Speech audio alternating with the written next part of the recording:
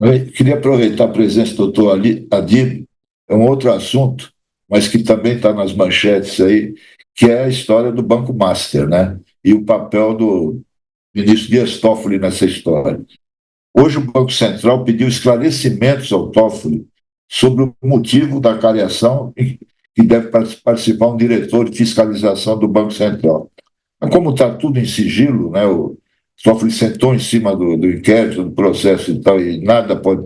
Ele não vai dar satisfação nenhuma para o Banco Central. Como é que o senhor está vendo isso, cara? Eu estou achando tudo muito estranho, um grande absurdo. Como é que um advogado criminalista sobre isso?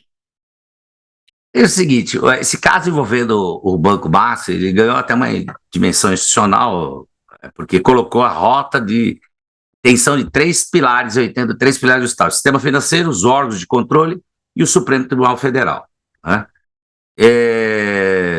O que entendo em termos objetivos que existe é uma apuração sobre operações financeiras do Banco Master, que despertaram questionamentos técnicos do Banco Central e do Tribunal de Contas da União, e essas práticas poderiam até afetar a estabilidade financeira e o cumprimento das regras prudenciais. Agora, vamos entender que o ponto é sensível também, que surge o Supremo Tribunal Federal, por decisão do ministro Dias Toffoli, até entendo aí que passa a ser provocado para intervir em atos de órgãos técnicos, seja por meio de pedido de suspensão, esclarecimento, questionamento, mas eu não entendo muito que o Supremo ele vai trabalhar a favor dessa. É complexo, é muito complexo, o risco institucional é muito grande. Parece quando o judiciário é chamado de substituir avaliações técnicas complexas, é a mesma coisa que substitui o Banco Central pelo Supremo. E tem parte técnica. Essas partes técnicas terão que ser feitas através do próprio órgão técnico. Ele precisa de uma avaliação técnica. Exato. Inclusive, hoje a gente teve uma notícia que saiu na Folha, dando conta do seguinte, que o Banco Central vai haver uma cariação no próximo dia 30. Gente, a gente já mudou de assunto, tá? Estamos agora falando aqui de Banco Master. Vai ter uma cariação e que vai entre, né, quem vai participar. Isso por determinação do ministro Dias Toffoli, do Supremo Tribunal Federal. Vai haver uma acariação, a investigação está no começo, não houve nenhum depoimento ainda, e ele decidiu já fazer uma acariação entre Daniel Vorcaro, dono do Banco Master, Paulo Henrique Costa, que é ex-presidente do Banco de Brasília, o BRB, e o diretor de fiscalização do Banco Central, Ailton de Aquino. O que o Banco Central pediu ao ministro Dias Toffoli? Pediu que ele detalhe em que condição o diretor, Ailton de Aquino, vai prestar esclarecimentos à corte sobre as investigações que envolvem o Banco Master. Né? Para você se lembrar, o Banco Central decretou o fim do Banco Master. Né? Ele terminou com a cooperação do Banco Master, porque ele detectou que havia problemas de lastro, o Banco Master estava com problema para honrar seus compromissos para pagar as pessoas que estavam investindo nos seus títulos, e ao mesmo tempo detectou uma fraude de 12 bilhões de reais envolvendo títulos que iam ser comprados ali, que estavam sendo negociados com o BRB, o Banco de Brasília.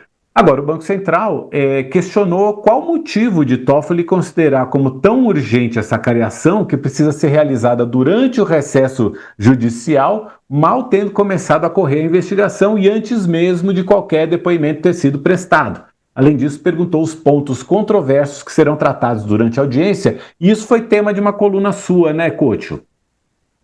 Uma coluna que foi publicada hoje pelo UOL, e que eu mostro esses vários absurdos das decisões em série do Dias Toffoli, que é um velho amigo, mas que está pisando na bola. Aliás, eu falei que ele pisou com os dois pés na jaca, né? Que é uma atrás da outra. Primeiro, ele avocou o caso para ele, né? Depois de ter viajado para o Peru para ver jogo da Libertadores, no jatinho que estava advogado do Master, né? Aí avocou o caso para ele e decretou sigilo total, absoluto e sem prazo determinado. E agora, com essa história da cariação, em pleno recesso, véspera de Natal, É um conjunto da obra que, pelo amor de Deus, e ele não dá explicação nenhuma, né? Porque está tudo sob sigilo. Isabela, de novo, tem todo um contexto político aí por trás também, porque Daniel Vorcaro é uma pessoa de fortes conexões na política. Exatamente.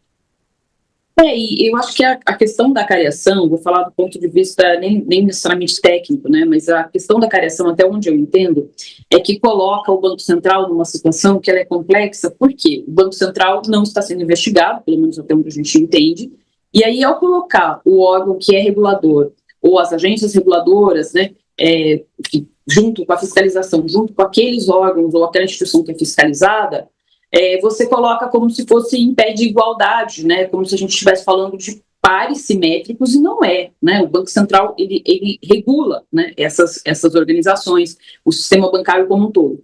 Então, ou seja, é quase como, eu entendo que a preocupação do Banco Central é legítima, dos representantes do Banco Central, porque é isso, precisa ter clareza de eles estão indo em que condição, eles, enfim, estão sendo de uma certa maneira investigados, sem que eles formalmente saibam disso, para saber se tem inconsistência na narrativa do Banco Central ou nos passos que o Banco Central adotou, enfim, então, ou seja, quem é que está sendo investigado no final das contas? Uma cariação neste contexto, sendo o Banco Central, sendo representantes do Banco Central, o peso que o Banco Central traz, inclusive na questão da fiscalização, coloca muitas dúvidas, e isso gera uma insegurança jurídica, política, econômica, porque fragiliza o Banco Central, né? Ou seja, está colocando em questão, mesmo que seja até implicitamente, né, está se colocando em questão as decisões do Banco Central, é isso que está em questão? Até onde a gente entende, quem está sendo investigado é o Banco Master, né?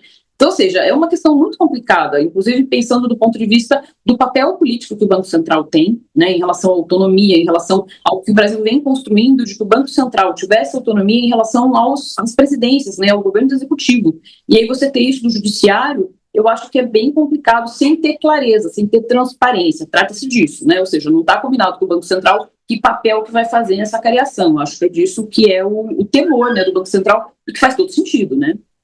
Inclusive tem um temor de que a própria essa liquidação do Banco Master seja cancelada, né? O que seria ali, aliás, um outro problema também de como é que se resolveria uma eventual ordem judicial contrariando essa liquidação que foi decretada pelo Banco Central. Quer dizer, isso tudo tá na mesa e bagunça muito a questão jurídica, aquilo que se costuma falar de segurança jurídica, né, doutora Adib, que as pessoas, o mercado fala muito de segurança jurídica, que precisa ter segurança jurídica para atrair investimentos, para que as pessoas se sintam à vontade para investir em produção, em atividade produtiva de uma maneira geral.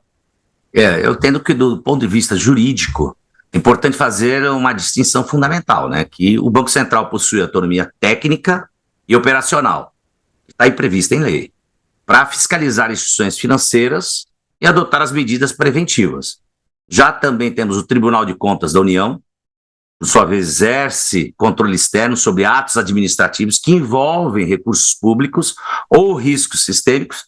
Já o STF, o Supremo Tribunal Federal, atua como guardião da Constituição Federal, né, não como órgão regulador do sistema financeiro. Então, o risco institucional aparece quando o judiciário é chamado a substituir avaliações técnicas complexas, que exigem expertise financeira, por decisões judiciais que podem não ter o mesmo grau de especialização. Então, isso é um risco muito grande. Por isso, o próprio Banco Central passou a pedir esclarecimentos para o STF, formais para o STF, justamente para delimitar competência e evitar que decisões judiciais interfiram indevidamente na regulação financeira. E nós temos a legislação federal, ela pode ser descumprida, e a Constituição pode ser descumprida por ato do ministro sem ele saber qual é o ato dele discricionário. Então, isso não significa de forma alguma que o Supremo Tribunal Federal esteja impedido de atuar, mas ele pode e deve atuar quando há violação de direitos fundamentais, ilegalidades flagrantes ou ainda desvio de finalidade. O cuidado está em não transformar o Supremo em instância revisora rotineira de decisões técnicas. Então, sob pena de fragilizar a governança até do sistema financeiro. Então, para mim, o caso Master, desculpa, só para concluir, o Banco Master, não é apenas sobre um banco específico, né? Ele revela uma tensão estrutural, tem toda uma parte política, tem até onde vai a autonomia dos órgãos técnicos e vai até onde começa o controle constitucional. Então nós temos que ter esse cuidado. Doutor Adib, tem mais uma ponta nesse novelo aí que é inexplicável. Entrou na história o TCU, Tribunal de Contas da União. O ministro lá, Jonathan de Jesus, resolveu dar 72 horas o Banco Central prestar esclarecimentos e tal. Ele achou que a liquidação do banco foi feita muito às pressas, né? Muita gente acha que demorou demais, porque isso aí começou, essa bandalheira começou na administração anterior do Banco Central, no tempo do Campos Neto. Já faz muito tempo que isso está rolando, né? Agora, o que o ministro do Tribunal de Contas da União, que acho que é filho de um senador, ou deputado de Roraima ou de Rondônia, uma coisa assim, o que ele entende dessas questões técnicas, financeiras do Banco Central? Está tudo muito bagunçado, não está, não? Eu entendo que há uma intervenção indevida, né, do próprio TCU, nesse caso, que não chegou ainda à competência dele. Então, eles estão querendo desviar a competência.